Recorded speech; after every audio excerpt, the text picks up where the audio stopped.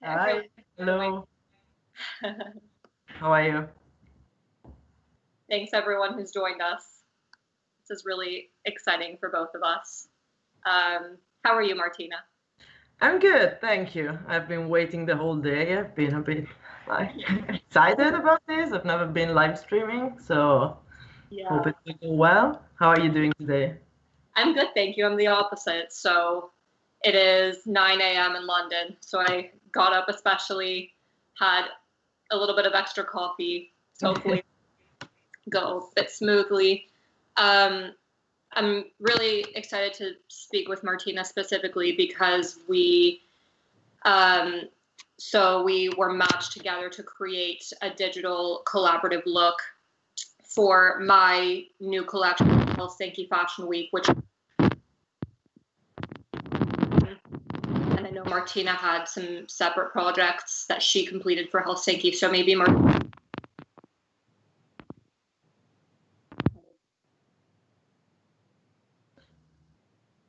I can't hear you for some reason. Nicole, I'm sorry. You went mute.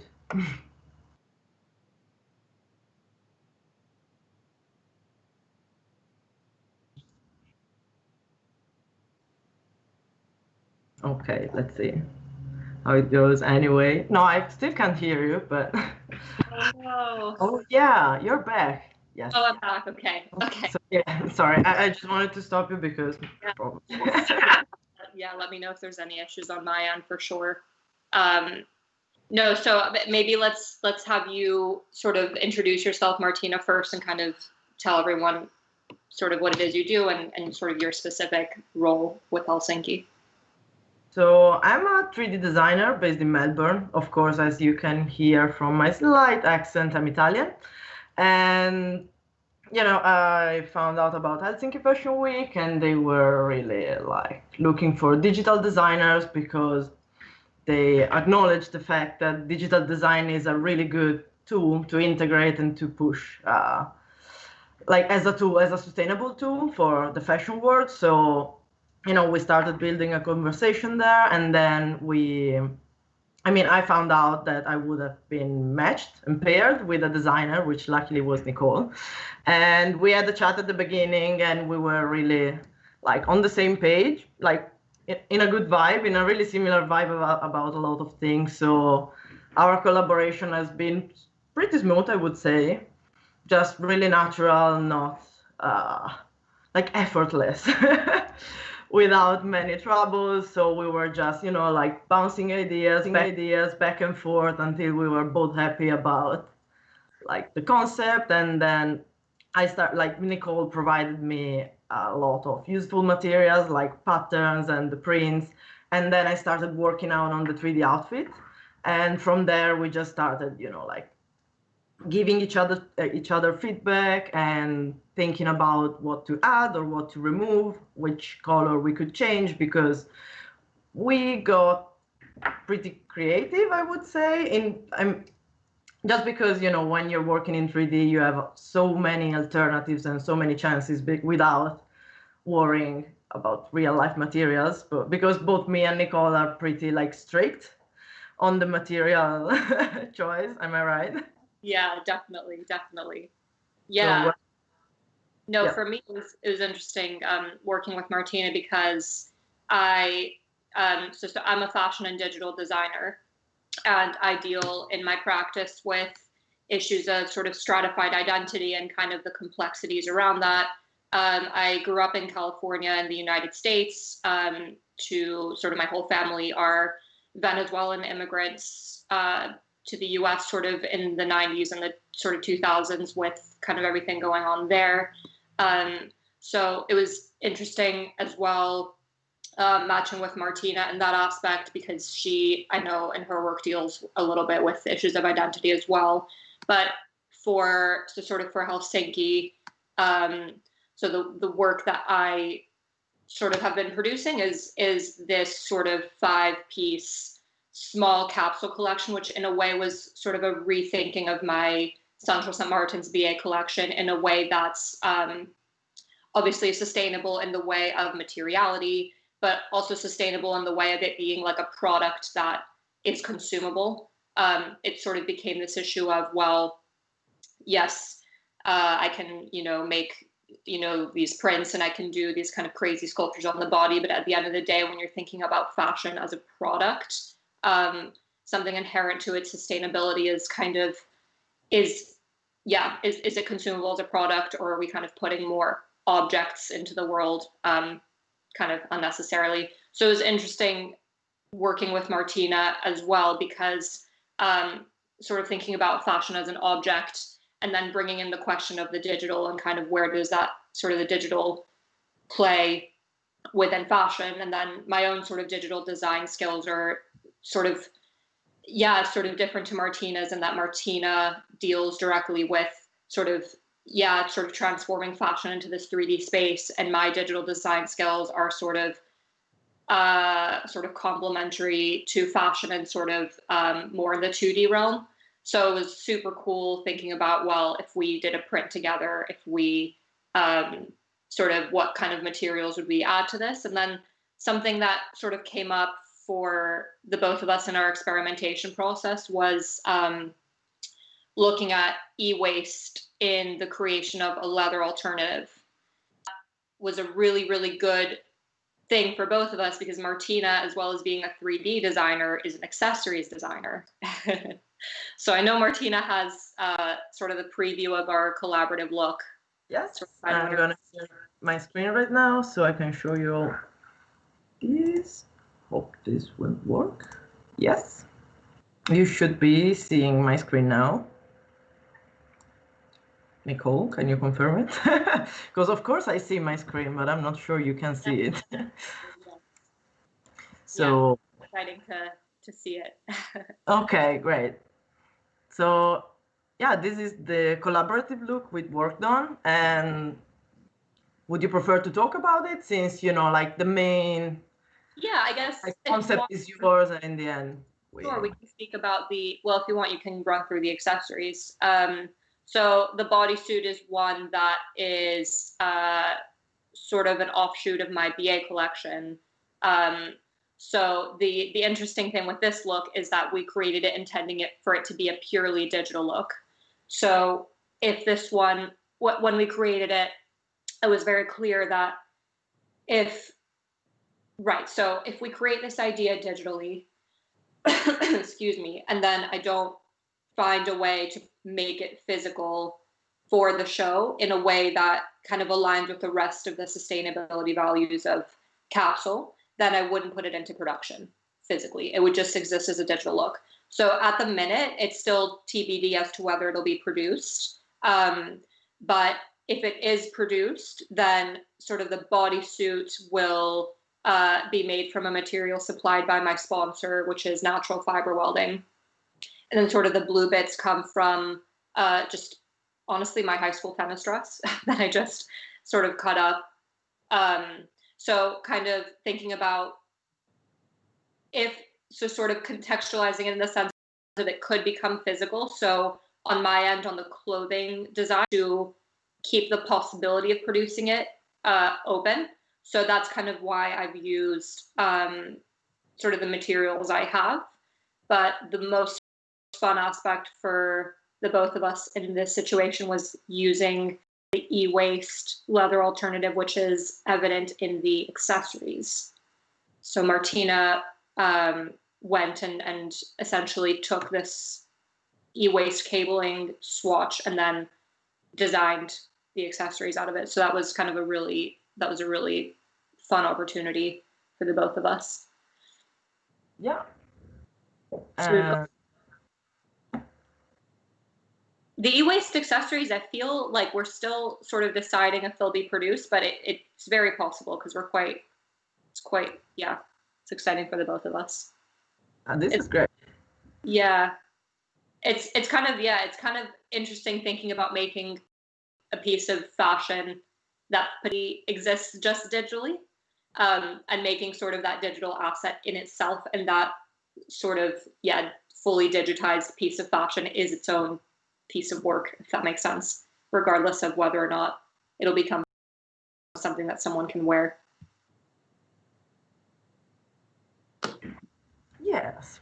And I don't know what else about this outfit. I'm sorry, I'm a bit. No, you're fine. So yeah, so the outfit will as well walk with the rest of Capsule. So the digital presentation for Capsule is on July the 31st at 6:30 Eastern European time.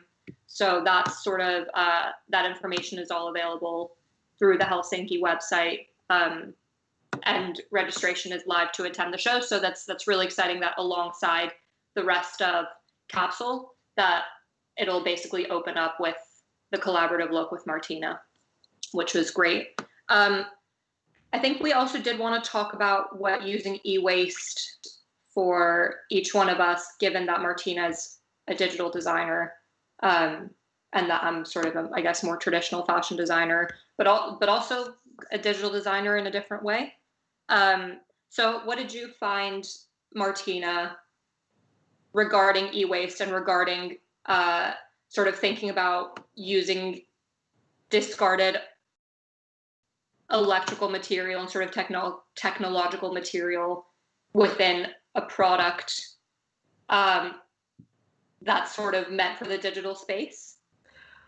It's weird because, you know, like using a wasted material digitally doesn't really make sense, because anyway, I'm creating a new material in a digital environment. So it's not really waste, but it's actually something new that I had to create. So that's really interesting, because something that it's considered like waste and that comes from the really industry I'm working into, anyway, was a new product in the digital environment we work with in. So that was like a bit controversial, probably, because if you think about recreating digitally a real life waste, you're possibly like creating more real life waste because you're spending more time on your computer. So this is a bit like funny or uncomfortable. I'm not sure about it, but Yeah. but yeah, anyway, I mean, like e-waste is a massive problem because most of it it's not recycling, or to be recycled it takes, I mean,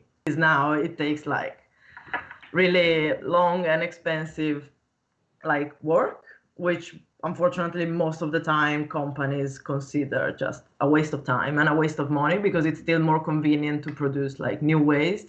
So I think that, you know, like trying to find a way to recover those wasted materials and giving them new life is not just, I mean, shouldn't be just a DIY like thing, because like people should be designing on waste. You know, that's the challenge. It's too easy to design, you know, if you just go to your manufacturer or to your supplier saying, okay, I've chosen this leather in this color and I need 5 skins, and that's it. That's not challenging. That's a bit boring, to be honest. You know, you're just spending your day on Pinterest deciding which colors you would like to have this season, and then you just order them from some supplier.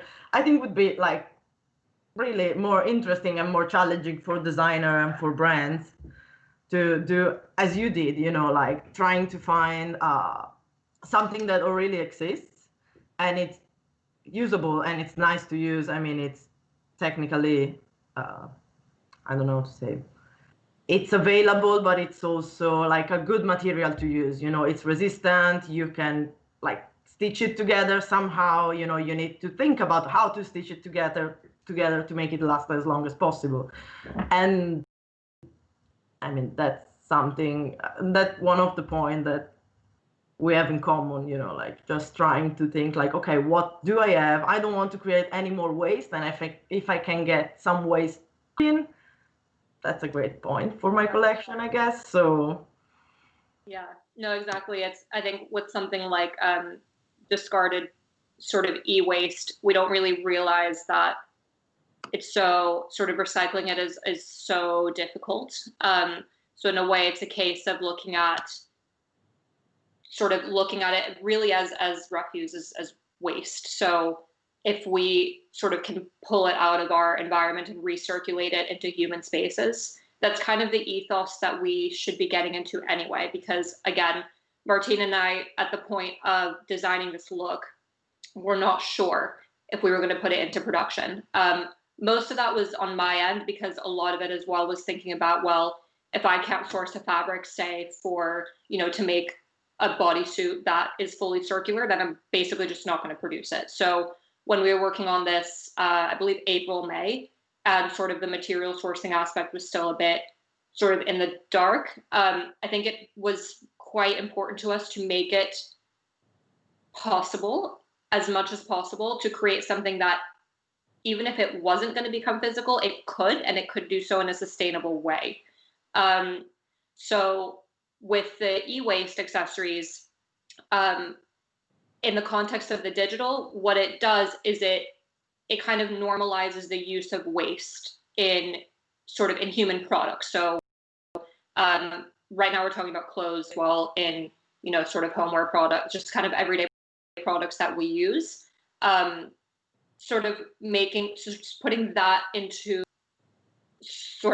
a new norm to where using things that using pure waste becomes normal was really important. The environmental impact of data and technology is huge, and I think something we both talked about was data isn't actually just this non-material thing, and tech isn't an automatic solution for sustainability. I know Helsinki Fashion Week especially have been extremely good with digital transparency and sort of recognizing this and sort of understanding that producing things digitally also creates waste. So they've been really good at addressing this. But data storage, for example, it uses an enormous amount of power. Data storage facilities often generate so much heat that wherever they're placed, so even some places like, for example, deep underwater, it'll produce so much heat that it'll actually change the surrounding environment. Sort of let alone discussing the material the material sourcing necessary to achieve technology on the mass sort of consuming scale that we have. A lot of it just ends up in landfill and the ocean. And what Martina said, it's actually not as easy as just kind of recycling it. So I think really just putting it rhetorically into the norm that even if this look ends up, for example, in a video game, and someone's playing the video game and their character is wearing accessories made out of e-waste, well, that already is kind of rethinking. It is rethinking fashion, really, but in a digital space. So that process of kind of being unsure as to whether this digital thing was going to become real really informed our design process, actually. And I know Martina did some really fun things with the hat, like some sort of fun internal lighting things that obviously are not possible in real, and you guys are going to have to see the show to see it sort of in action. And that's kind of where she went, well, Nicole, actually, like, you have to remember that we don't have to produce this, so we can literally just have so much fun with it. And I was like, okay. Yeah, so but we honestly were so well matched. Yeah, but also the plastic, like the bustier and the gown over, like, not the skirt over the skirt, I don't know, like the first layer of the skirt, they look like solid, like plastic in the digital look, which is something that neither one of us would have had ever, like brought to life in the real world, because after that, they are pretty, like, not everyday garments, I would say, and most of all they would have been made of plastic, like solid plastic, so it was not really something like realistic. But at the same time, we talked to each other and we said, well, you know what, we can have fun because it's digital, so we can try to like uncover what's underneath the bustier and the first layer of the skirt, so we can show like the bodysuit and the top. And at the same time, we don't need to worry about how to recycle that plastic or how to source that plastic material and to make it look as good as it looked in the digital space. So we kind of compromised a bit and we had fun, I guess. Fun. I don't know if you maybe want to share it one more time, just so it crashed. Oh, no worries. I'm sorry, because I'm on my laptop and it's not used to handle heavy files, unfortunately. I can share an image. which is definitely easier and doesn't take as long as. And the likelihood of this look is that if certain pieces become produced on my end, the bodysuit looks quite likely because I've got in capsule. I've got sort of fully circular tights and sort of undergarments in that way as well that would be produced in the same way. And that's something that I'll speak about more sort of in the upcoming talks. Everything in capsule is fully circular, whether it's completely compostable or made of recycled and recyclable material, or just like pure waste. So the pure waste materials specifically are the cabling, leather accessories here. But where we're at an advantage is that because Martina is an accessories designer, at that point, the questions of how do we sustainably bond the cables and how do we stitch them together and how do we hold them together in a way that makes these sort of lasting objects and usable products is such an advantage for us. So got the hat, got the bracelets, and then Martina did the really fabulous pair of boots as well. Thank you. Yeah. So that's an exciting prospect in terms of working together after Helsinki and sort of thinking about our digital collaboration and sort of making it real, because it's fun that we're just such a good match in that way. As Martina, it would be great, like, to carry on conversation a bit, like, about wasted materials and how also, like, use the digital tools we have to try to communicate and bring the waste also into the real world or into the real, like, fashion conversation would be amazing. Yeah, definitely. I think we've got a few more minutes. I think the kind of the last minor point I wanted to bring up was that Martina and I both, as creatives, really value visual weirdness. Like we were very kind of like, one of the first things we said was like, we're not really interested in making something sort of pretty, like conventionally pretty or conventionally beautiful and boring. Yeah, so I think initially on the dress we had thought about doing a print, and I think I had said to Martina something like, please no flower prints. And Martina was like, please don't stress. So just visually as well, we were just a great match. Yeah, so I mean that's really, I think I'm happy with everything we've said on my end. I don't know, Martina, if you want to add one more thing. No, I'm keeping it all for my, like, solo stream, because otherwise I wouldn't know what to say, so I'm just saving some topics for later. Excited to see it. So your necklaces as well look a bit like. Yeah, this is the actual, actually I've just copied, like, real life things I have. Like, the necklace is made from, like, water tubes, water pipes, or, like, these things. I really have them. It's not, it didn't come from nowhere, but just from my drawer. You're normalizing the use of waste IRL. I'm doing it since ages, like, it's like the DIY punk background that I've grown up with. So I hope more people will like it, because it needs to happen. It does need to happen. Yeah, so we're really excited. So Martina, what's your scheduling in terms of exhibiting your work for Helsinki, sort of your personal? I'm not sure, because our deadline was just yesterday. So we sent through the videos. I know someone on Instagram already posted a snippet of my video, and I'm really grateful. And I think it will come up in the next week, my own look, and with all the mystery that's going on. And I'm gonna have my own solo stream in 1 hour. Yeah, 7:30. It's 6:30 now here, so at 7:30 you're gonna see me again, and we can carry on the conversation about the waste and the digital tools we can use. So super excited to see it. Yeah. So a lovely chat. Yes, I'm looking forward to see your show, because I'm really, like, keen to see the whole capsule collection. Okay. Yeah, Well, super exciting.